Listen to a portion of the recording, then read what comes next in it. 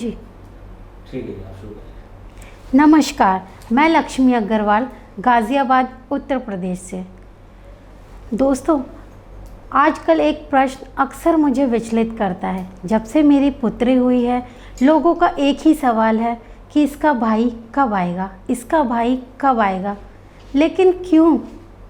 माना भाई बहन होना परिवार बढ़ाने के लिए, रिश्तों को बचाने के लिए ज़रूरी है, पर वो सवाल सिर्फ भाई कब आएगा, वो बहन भी तो हो सकती है।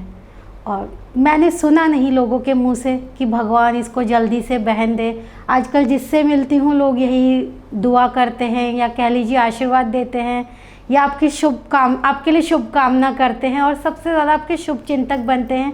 पर सवाल उनका यही कि भाई कब आएगा। पर भाई ही क्यों, बहन क्यों नहीं? और अगर बहन भी नहीं, भाई भी नहीं, अकेली मेरी गुंजन, उसके होने से क्या हमारे जीवन में कोई कमी है? अगर हमें कमी महसूस नहीं हो रही तो समाज के लोगों को उसके होने से क्या कमी है? मैं खुद एक स्त्री हूँ। स्त्री से पहले मैं भी किसी की बेटी रही हूँ। मेरे परिवार में मैंने अपने पिताजी को तो नहीं देखा, परंतु हाँ, मेरी माताजी ने अक्सर बताया कि उनका एक ही सपना था कि उनकी पहली संतान पुत्री हो। और जब मैं हुई तो वाकई वे बहुत ज़्यादा खुश थे। उन्हें जैसे दुनिया भर की सारी खुशी मिल गई एक पुत्री रत्न को पाकर।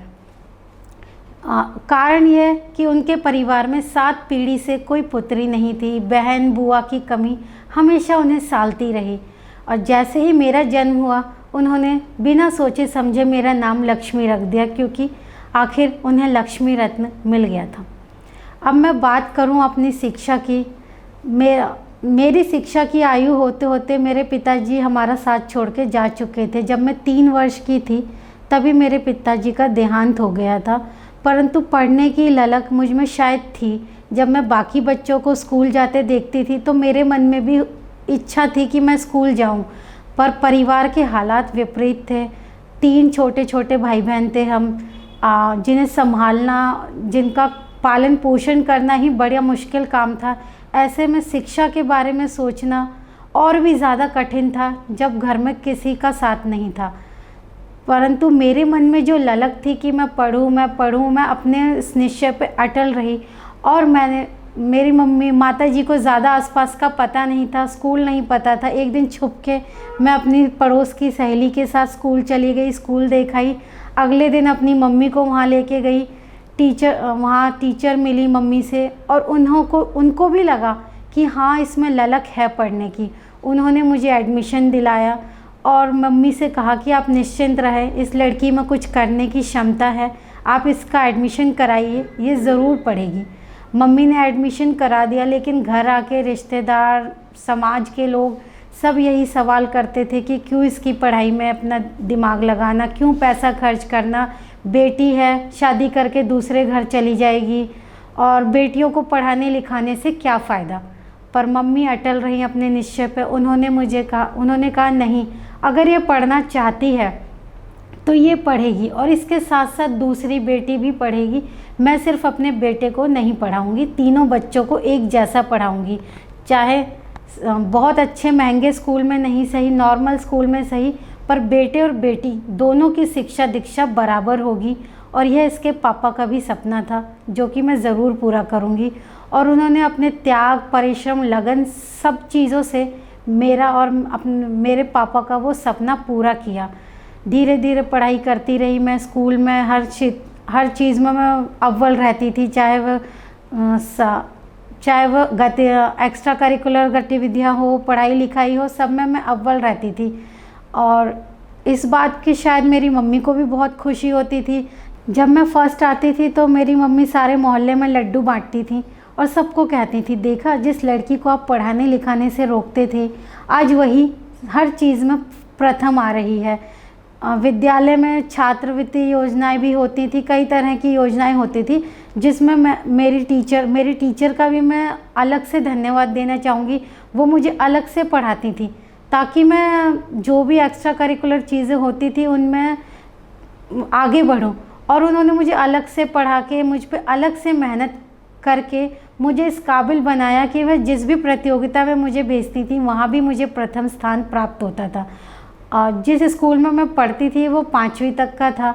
वहाँ की टीचर ने फिर मेरी मम्मी को आगे बुला के समझाया कि इसकी शिक्षा दीक्षा यहीं नहीं रोकना, इसमें कुछ करने का जज्बा है, इसको आगे भी पढ़ाना और ये ज़रूर एक दिन कुछ करके दिखाएगी। इसी तरह करते करते मेरी 12वीं तक की परीक्षा पूर्ण हुई। उसके बाद कॉलेज जाने का समय आया, तब भी कई सवाल उठे, कई विरोध उठे मेरी शिक्षा को लेकर, लेकिन मैं आगे बढ़ती रही और मेरी मम्मी ने इसमें लगातार साथ दिया। उसके बाद मेरी पढ़ाई लिखाई पूरी हुई, मैंने जॉब की, समाचार पत्रों में भी काम किया और समाचार पत्र में जब मेरी पहली जॉब लगी तो मुझे एक सपना सा लगा, जैसे पूरा कोई सपना, अधूरा सपना मेरा पूरा हो गया। उसके बाद मैंने आईटीओ में एक छोटे से समाचार पत्र में जॉब की और वहाँ जाकर जब मैं वहाँ पर मुझे फिल्म का पृष्ठ मिला था काम करने के लिए। उसमें मेरा फिल्मी सितारों से भी मिलना जुलना होता था। तब तो ऐसा लगा जैसे मैं कहीं आसमान में उड़ रही हूँ। फिल्मी सितारों से मिलना, उनका इंटरव्यू करना, जो कि मैंने कभी सोचा भी नहीं था कि मैं उन लोगों से मिलूँगी, बट वो सपना भी मेरा वहाँ जाके पूरा हुआ। उसके बाद मेरी शादी की बारी आई। शादी के टाइम पे भी फिर बहुत सी रुकावटें आई, बहुत सी कभी ये सवाल उठा कि नहीं, लड़की शादी के बाद जॉब नहीं करेगी, लेकिन मैं करना चाहती थी, मैं अपनी जॉब नहीं छोड़ना चाहती थी। बहुत से रिश्ते आए, लेकिन सबकी शर्तें यही कि लड़की शादी के बाद जॉब नहीं करेगी, घर संभालेगी। फिर आखिर में मेरे लिए जो मेरे पति हैं विकास जी का रिश्ता आया। उन्होंने कभी जॉब से परहेज नहीं किया, पर हालात ऐसे थे कि उस समय मैं जॉब नहीं कर सकती थी। मेरे ससुर जी बीमार थे और उनकी सासू माँ की उम्र बहुत ज़्यादा थी, वो उनकी देखरेख अकेले करने में सक्षम नहीं थी। तो उस टाइम विकास जी ने मुझसे कहा कि मुझे तुम्हारे जॉब करने से, आगे पढ़ाई करने से कोई समस्या नहीं है, परंतु फ़िलहाल मेरे घर के हालात ऐसे नहीं हैं कि तुम जॉब कर पाओ। मुझे फ़िलहाल अपने घर में अपनी पत्नी से घर में सहयोग की अपेक्षा है और मैं जिससे भी शादी करूंगा और ये अपेक्षा उससे रहेगी। अगर आप इस चीज़ को स्वीकार करती हैं कि कुछ समय जॉब ना करके आप मेरे घर की देखभाल करें, तो आगे मैं भी जीवन में आपका साथ हमेशा दूंगा। मुझे उनकी ये बात अच्छी लगी, क्योंकि उन्हें जॉब से कोई प्रॉब्लम नहीं थी, ना मेरे आगे पढ़ने लिखने से प्रॉब्लम थी। वो खुद चाहते थे कि मैं पीएचडी करूं, हालांकि मैं अभी तक कर नहीं पाई, बट उनका खुद का सपना है कि मैं आगे बढ़ूं। उसके बाद हमारी शादी हुई। उनकी बातें मुझे अच्छी लगी, जो उन्होंने कहा सच कहा, स्पष्ट कहा, और समाज की रूढ़िवादी सोच से उनकी सोच अलग थी। उन्होंने मुझे जीवन में कभी आगे बढ़ने से नहीं रोका। हालांकि शादी के बाद जॉब मैंने छोड़ दी थी, परंतु घर में भी खाली समय में मैं कविताएं लिखती थी या मेरे मन में कुछ भी ब्लॉगिंग करती थी। उस टाइम अपने खाली समय में मैं अपना समय का सदुपयोग करती थी और काफ़ी विरोधों के बावजूद उन्होंने मुझे नहीं रोका और 2017 के अंत तक मेरी पहली पुस्तक तलाश रही हूँ खुद को आ चुकी थी, जिसमें विकास जी का पूरा सहयोग था। शादी के 2-3 साल हो चुके थे इस समय तक। एक दबाव जो निरंतर मेरे ऊपर था कि कोई संतान नहीं है, कोई संतान नहीं है, पर संतान होने या ना होने का फैसला हमारा था, क्योंकि जिन हालातों में हमारी शादी हुई थी, विकास जी के पिताजी बेड पर थे और उन्हें हमारी ज़्यादा ज़रूरत थी। तो उस समय मेरा और विकास जी का निर्णय था कि हम अभी 2 साल के लिए कोई संतान नहीं पैदा करेंगे। वो हमारा खुद का निर्णय था, लेकिन समाज को उसमें भी आपत्ति थी। समाज बस शादी हो गई है तो 2 साल हो गए, संतान क्यों नहीं है, संतान क्यों नहीं है, अभी तक घर में कोई संतान क्यों नहीं। एक ही सवाल से लगातार मेरा मन डिप्रेशन में रहने लगा था, मैं बीमार रहने लगी थी। हमने जो फैसला लिया वो हमारा निजी फैसला था और उसके कारण भी हम जानते थे, परंतु समाज को किसी ने कोई हक नहीं दिया था कि एक दबाव किसी पर लगातार डाला जाए। लेकिन फिर भी समाज के लोग इसको अपना एक अधिकार समझते हैं कि आप किसी को परेशान किए जा रहे हैं बिना ये समझे कि उसके मन मस्तिष्क पर क्या असर पड़ रहा है। समाज के लोगों की बातों का असर मुझ पे भी हुआ। मैं भी इंसान हूँ, डिप्रेशन में रहने लगी। थोड़ा मेरा इलाज चला, धीरे धीरे ठीक भी होने लगी। फिर शादी के 2 साल बाद ससुर जी का देहांत हो गया पिताजी के देहांत के बाद हमने निर्णय लिया कि संतान हम अपनी करेंगे, परंतु कब करेंगे, कितने, कैसे होगी, ये हमारा निर्णय है। परंतु समाज के लोग हमें डॉक्टर के पते बताने लगे, आप इस डॉक्टर के पास चले जाइए, आप यहाँ चले जाइए, आप वहाँ चले जाइए, IVF करा लीजिए। अरे पर क्यों? शुरू के 2 साल हमने अपनी मर्ज़ी से नहीं किया। अगर हमारी संतान नहीं हो रही तो इसका ये मतलब नहीं है कि कमी है, और कमी भी सिर्फ कि लक्ष्मी में कमी है। अगर किसी के संतान नहीं है तो वो कमी पुरुष में क्यों नहीं हो सकती, सिर्फ स्त्री में क्यों कमी है?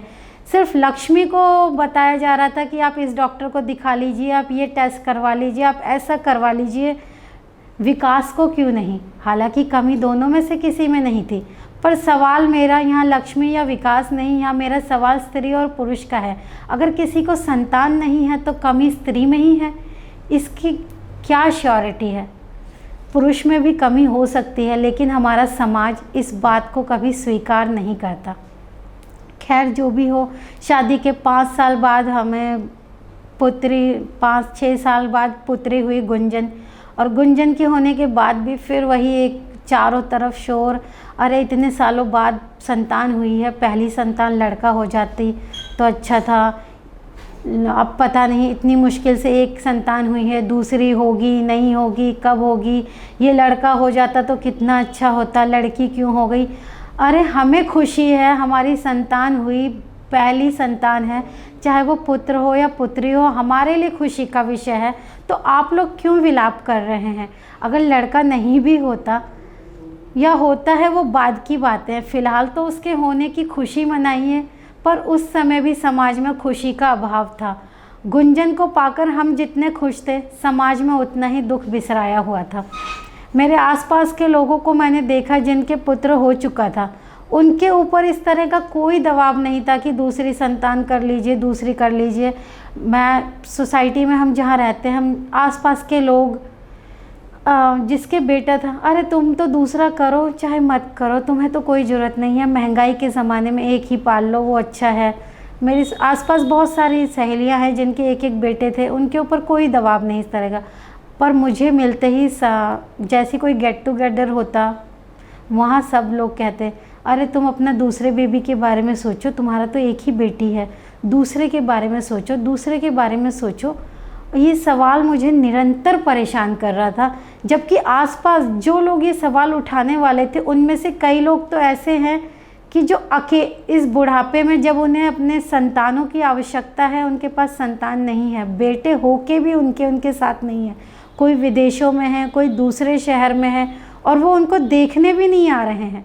पर वो लोग भी इस चीज़ को नहीं समझ रहे हैं कि ऐसे बेटे, 4-4 बेटों का क्या फ़ायदा, जो आप एक भी आपकी देखभाल के लिए, आपके स्वास्थ्य में कोई गिरावट आती है उस समय आपके साथ नहीं है। क्या फ़ायदा ऐसे बेटों का? मैंने देखा है हमारे आसपास बहुत से लोग हैं।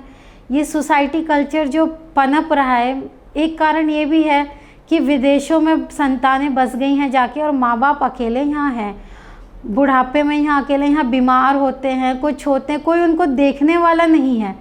तो क्या फ़ायदा ऐसे बेटे का? बेटे बेटी की ये बहस मुझे अक्सर परेशान करते जा रही है, मेरे दिमाग पे असर करती रही। कहीं मिलती हूँ, लोग आशीर्वाद देते हैं, मुझे नहीं, मेरी बेटी को आशीर्वाद देते हैं आजकल तो लोग, कि जल्दी से भगवान तुझे भाई दे तो तेरा भला हो जाए। अरे भाई आने से उसका भला कैसे होगा? अभी तो आपके सामने वो है, आप उसे आशीर्वाद दीजिए, उसके मंगल जीवन की, उच्च शिक्षा की, उसके लिए कामना कीजिए। आप उसके जो है ही नहीं, आप उसके लिए आशीर्वाद दे रहे हैं, क्या मतलब है इस चीज़ का? उसका भाई लाना है नहीं लाना है, ये मेरे स्वास्थ्य पर या हमारे निजी कारणों पर निर्भर करता है। और भाई ही क्यों लाना, बहन क्यों नहीं? हमें दूसरी संतान चाहिए, पर वो भाई हो ये ज़रूरी नहीं है। दूसरी संतान हमें इसलिए चाहिए कि आजकल समाज में रिश्ते ख़त्म होते जा रहे हैं। एकल बच्चा, मामा मौसी, उनके बच्चे जब होंगे तो उनके मामा मौसी, ये रिश्ते ख़त्म होते जाएंगे, और एकल बच्चा अपने आप में कहीं ना कहीं अकेलेपन का अनुभव करता है। सिर्फ उस वजह से हम दूसरी संतान चाहते हैं, पर इसका ये मतलब नहीं है कि वो बेटा ही होना चाहिए। ये लोगों के दिमाग की गलतफहमी है। मैं लोगों से मेरी बात हुई तो मैंने तो बोला अब हमारी उम्र होती जा रही है, अगर दूसरी संतान हमारी नहीं होती तो हम एक और लड़की अडॉप्ट कर लेंगे। तो लोगों का प्रश्न, लड़की तो तुम्हारे पास है ही, लड़की ही क्यों अडॉप्ट करनी, लड़का क्यों नहीं अडॉप्ट कर लेते। लड़का तो अब वो हमारा निजी फैसला है, हम लड़का अडॉप्ट करें लड़की अडॉप्ट करें। और दूसरी बात, हम चाहते कि लड़के को तो कोई भी अपना लेता है, अपना लड़का कोई भी नहीं छोड़ता। हमारा जो विचार है, अगर हम दूसरे की संतान को अडॉप्ट करते हैं तो हम ऐसी निर्धन कन्या को अपने घर में लाना चाहते हैं ताकि उसका जीवन संवार सके।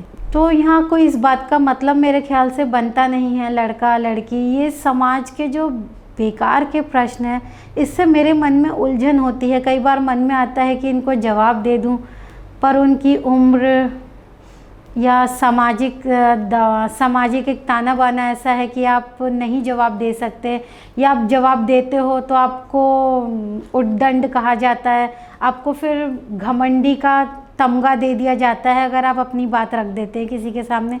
तो कई बार ये सोच के भी चुप हो जाती हूँ, पर जब पानी सर से ऊपर गुजर जाता है तो जवाब देना भी ज़रूरी है। आपकी चुप्पी को लोग उनकी हामी समझ लेते हैं। लोगों को लगता है अगर आप चुप है, नहीं बोल रहे, तो उन्हें लगता है कि हाँ, आपके मन में भी बेटे ना होने का दुख है। तो मैं ये जताना चाहती हूँ कि मेरे मन में बेटे होने का कोई दुख नहीं है। गुंजन मेरी बेटी है और मैं उसे बेटा नहीं मानती, वो बेटी है, बेटी ही रहेगी। और गर्व है मुझे कि गुंजन मेरी बेटी है, उसके होने से मेरे जीवन में कोई कमी नहीं है।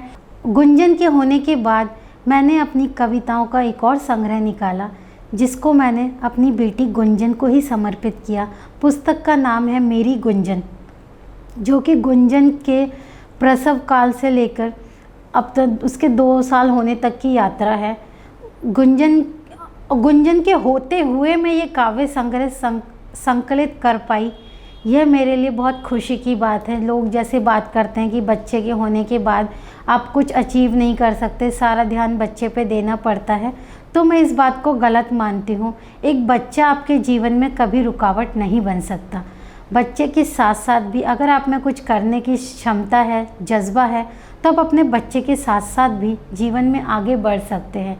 एक और सवाल मुझे अभी याद आया, जब मेरी शादी हुई थी उस समय मैंने जॉब छोड़ दी थी, तो कई लोगों ने कहा था कि इतनी पढ़ाई लिखाई करने का क्या फ़ायदा जब शादी के बाद जॉब छोड़नी ही पड़ी।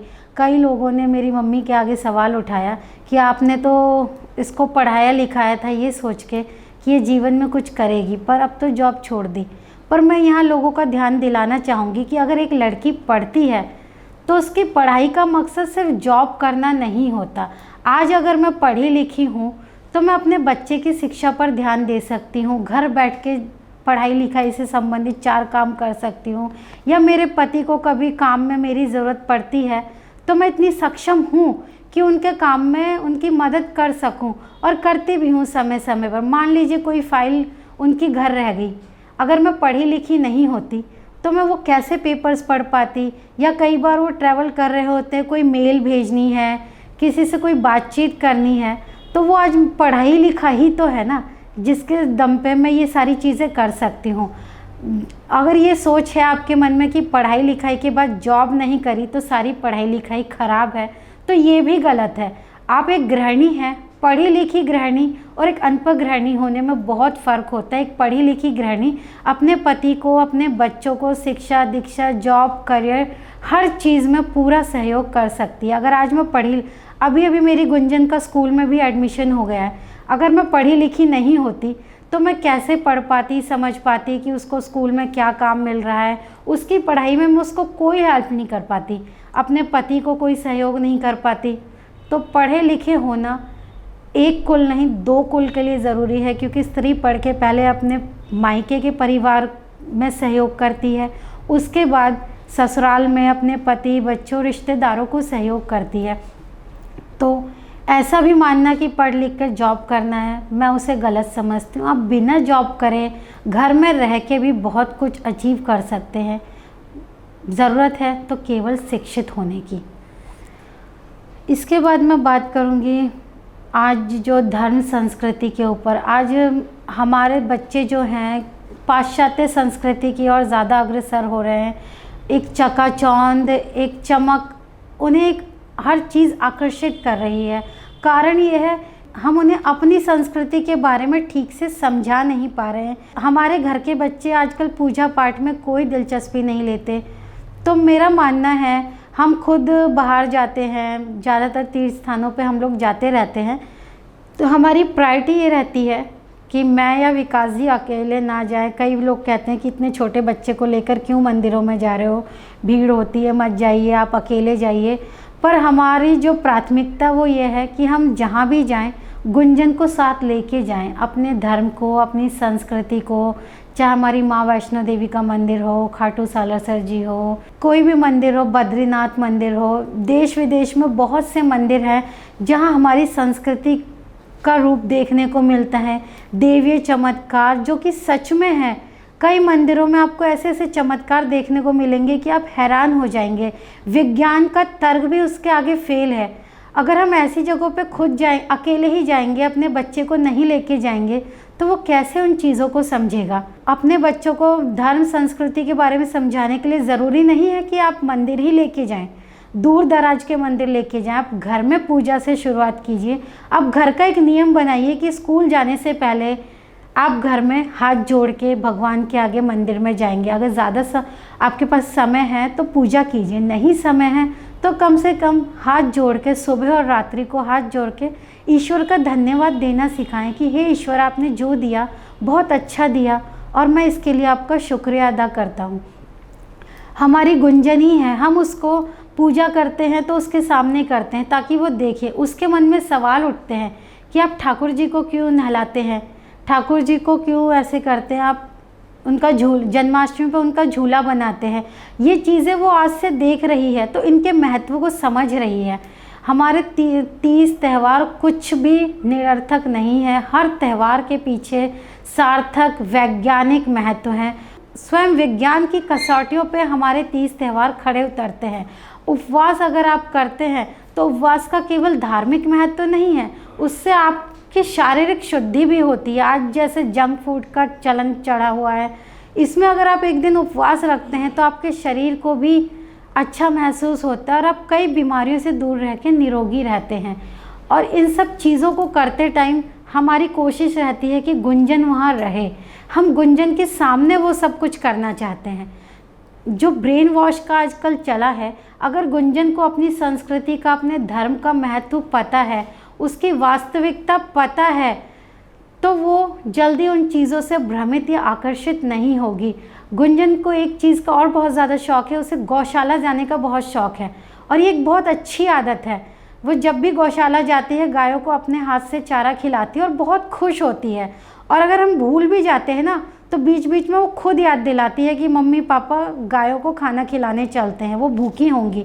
तो ये चीज़ हमें गुंजन की बहुत अच्छी लगती है और हमें खुशी है कि जो चीज़ हम अपने बच्चे में देखना चाह रहे थे वो उसमें मौजूद है। हम उसको बहुत ज़्यादा हाई फाई कल्चर से दूर रखते हैं। हमने उसके एडमिशन के टाइम पे भी ये बात दिमाग में रखी थी कि उसका एडमिशन किसी ऐसी जगह ना हो कि जहाँ वो चकाचौंध से भ्रमित हो और कहे कि मेरे पास भी ये होना चाहिए, मुझे भी विदेश टूर चाहिए, बड़ी गाड़ियाँ चाहिए। हम उसे इन चीज़ों से अफोर्ड कर सकते हैं या नहीं कर सकते हैं, ये एक दूसरी बात है। हम ये चाहते हैं कि वो ज़मीनी स्तर से जुड़ी रहे और इसके लिए जो मेरे मन में ख्याल आता है, मैं उसके लिए उसको बस से, मेट्रो से, ऑटो से, हर चीज़ से उसको ट्रैवल कराती हूँ ताकि उसके दिमाग में सिर्फ गाड़ी से घूमना या चकाचौंध भरे विलासी जीवन की आदी ना होकर रह जाए। वो हम सबको अपने बच्चे को ज़मीनी स्तर से जुड़े रखने की कोशिश करते रहना चाहिए। आप अफोर्ड कर सकते हैं तब भी आप उन चीज़ों का आदी बच्चों को ना बनाएं, क्योंकि आज तो आप लाड़ प्यार में उनको वो सब चीज़ें कर रहे हैं। आजकल एक नया चलन चला है, लोग हर रोज़ बच्चों को मॉल ले जा रहे हैं, हर हफ्ते ले जा रहे हैं। ले जाइए पर सीमित समय सीमा में, उसका आदी मत बनाइए। आप चाहे सब कुछ अफोर्ड कर सकते हैं पर बच्चे का जीवन उससे ख़राब हो रहा है। आज आप लाड़ प्यार में कर रहे हैं पर कल वही चीज़ें बच्चों का दिलो दिमाग ख़राब कर देती हैं, वो हवा में उड़ने लगते हैं। और आपको बच्चे को इस काबिल बनाना है कि उसे आपकी दी हुई संपत्ति पे नहीं बल्कि अपनी मौजूद क्षमताओं से अपने लिए जीवन में सब कुछ हासिल करना है। अगर आप उन्हें सब कुछ थाली में सजा कर दे देंगे तो मेहनत करना नहीं सीखेंगे। और जो इंसान मेहनत नहीं सीख सकता वो जीवन में कुछ भी हासिल नहीं कर सकता। आपका दिया हुआ संभाला हुआ बिजनेस हो या करियर हो, कुछ भी हो, वो जीवन में कभी कुछ नहीं संभाल पाएगा। बच्चों की परवरिश के समय इस बात का ज़रूर ध्यान रखें कि वो ज़मीनी स्तर से जुड़े रहें। इसके लिए एक बार मेरी बात हो रही थी किसी से, उन्होंने बताया कि वो मंदिर में रोज़ चाहे 1 रुपये निकालते हैं, पर निकालते ज़रूर हैं, बच्चों के हाथ से निकालवाते हैं। और मुझे ये चीज़ बहुत अच्छी लगी। हालांकि हमारे घर में भी होता है कि हम 30 त्यौहार पे कुछ पैसे ज़रूर निकालते हैं मंदिर में, और उन पैसों को बाद में किसी की मदद के लिए, किसी गरीब कन्या की शादी के लिए खर्च कर देते हैं। अगर आपको समाज सेवा भी करनी है तो ज़रूरी नहीं है कि आपके पास बहुत पैसे होने चाहिए। आप अपनी छोटी छोटी कोशिशों से समाज सेवा कर सकते हैं। मान लीजिए आप घर परिवार में 4 सदस्य हैं और रोज़ 1-1 रुपये भी आप चारों सदस्य निकाल रहे हैं, तो यही पैसे साल के आखिर में कुछ एक धनराशि के रूप में जुड़ जाती है।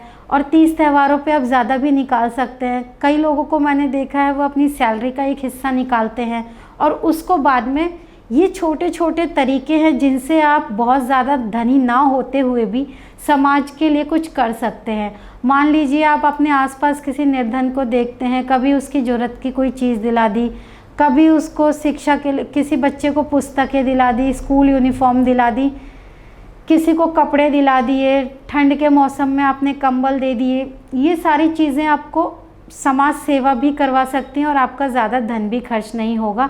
दिवाली के टाइम पे आप सिर्फ अपने घर में खुशियाँ ना मना के आप कुछ ऐसा कीजिए, अपने आसपास लोगों को चीज़ें बांटिए। ये चीज़ हमने भी शुरू की है और ये सब हम गुंजन के हाथ से करवाते हैं ताकि वो इस चीज़ को सीखे। तो इन सब चीज़ों में हमारा कोई ज़्यादा धन खर्च नहीं होता। हमारा जो महीने का बजट होता है वो कहीं भी नहीं हिलता, पर ये छोटी छोटी चीज़ें समाज के किसी एक वंचित वर्ग की किसी ज़रूरत को पूरा कर देती है और उनके चेहरे पे जो उस टाइम खुशी होती है, उनके दिल से निकली जो दुआ होती है, वो आपके जीवन में अवश्य काम आती है। तो मैं तो यही कहना चाहूँगी कि जीवन में आगे बढ़ने के लिए अपनी ज़मीन से जुड़े रहना, अपनी संस्कृति से जुड़े रहना, अपने धर्म के महत्व को समझना बहुत ज़रूरी है।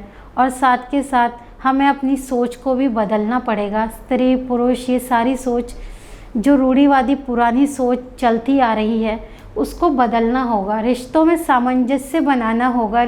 आज परिवार बिखर रहे हैं, रिश्ते टूट रहे हैं, इसमें गलती किसी एक की नहीं, पूरे परिवार की होती है। सास बहू का ही रिश्ता ले लीजिए। अगर सास चाहती, अगर आज सास और बहू के बीच दरार आ रही है तो उसके लिए दोनों ही जिम्मेदार हैं। सास चाहती है कि बहू बेटी बन के रहे, लेकिन उसके लिए सास को भी तो माँ बनकर रहना पड़ेगा। अगर अपनी बेटी कुछ करती है तो आपको खुशी मिलती है, पर वही चीज़ अगर बहू करती है तो आप उससे दुखी होते हैं। अपनी उस सोच को बदलिए। सास बहू के रिश्ते को बहू बेटी के रिश्ते, माँ बेटी के रिश्ते में दोनों पक्षों को निभाना पड़ेगा, तभी समाज को टूटने से, बिखरने से बचाया जा सकता है।